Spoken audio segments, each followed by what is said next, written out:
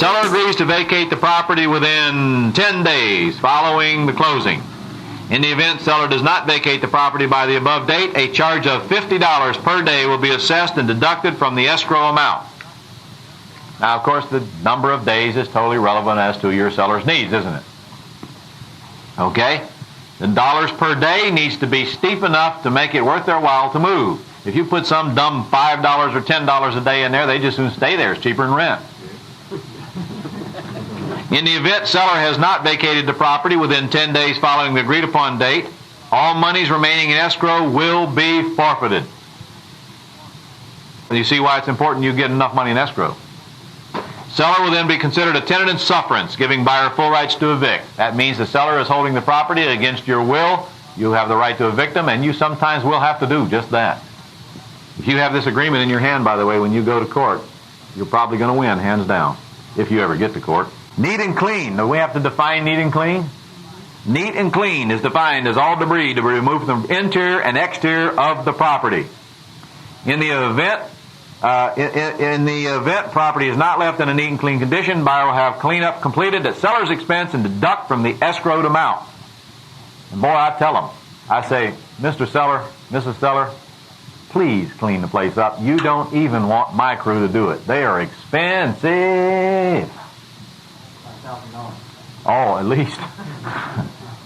And if they leave and they don't clean it up, that's exactly what I'll do. I'll have somebody clean it up and double the bill and take it out of their escrow account. I got their money, remember?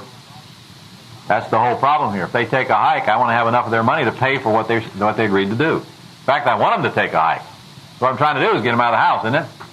But now if they move out and leave me a mess, I'm going to have it cleaned up and deduct it from the money I'm holding of theirs. This is an agreement that they're signing, giving me permission to do that. Okay?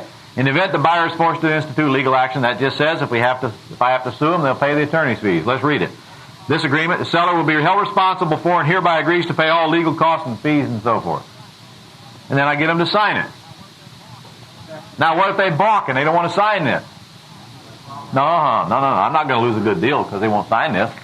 I'm going to say, Amy, I understand that, and all I'm saying is here that I'm getting you to do what you agree to do. You do intend to agree what you do, intend to do what you agree to, don't you? Yeah. Okay. Is this going to be a problem? No. Say yes. Yes. Well, then I'll tell you what we'll do. You tell me when you're out, and then we'll close. Okay? You call me, I'll close when you're ready. Isn't that what I want anyway? But I need money to move. Then we have to do it this way.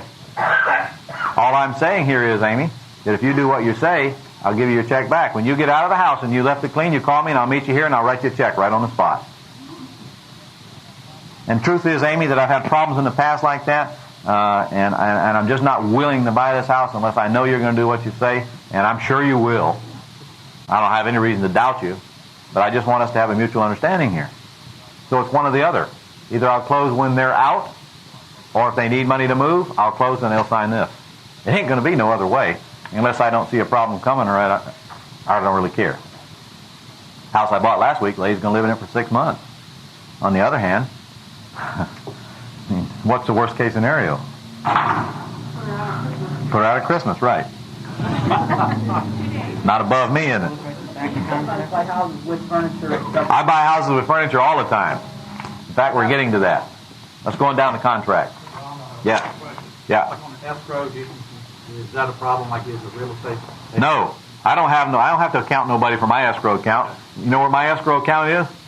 My own bank account, wherever the rest of the money is. That's my escrow account. I'm not under any rules of anybody here. That's why I want to hold the escrow account. Who's in control? That's exactly right.